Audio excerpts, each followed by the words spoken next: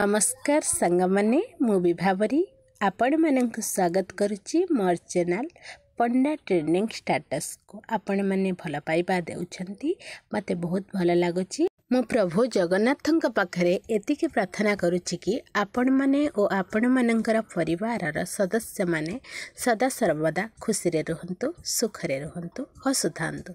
आज आम एक सुंदर कथावस्तुर आलोचना करिबा ताहा हेउछि भल लोक और कपटी बा छल लोक किपरि जानिबा। देखंतु ए संसार रे जेतेक भल लोक अछंती ताठू अधिक कपटी बा खल लोक अछंती।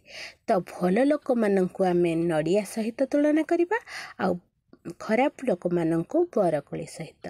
जेमिति नड़ियार ऊपर जेते टाण हेले मध्य ता भितरटा सेतिकी कोमल होइथाए, किंतु बरकोली ऊपर जेते कोमल देखा गले मध्य ता भितरटा सेतिकी कठिन होइथाए।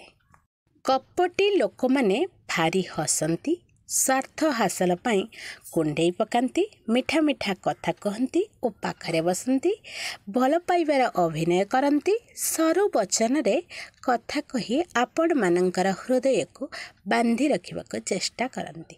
तेणु बंधुमान एमानंकठू दूरे रहंतु। आपण माने देखिबे जो माने भल लोक से माने निहाती टिके कठिन होइथांती, किंतु भितरु से माने कोमल होइथांती। तेणु लोक मानंको चिन्हिबारे भूल करंतु नहीं।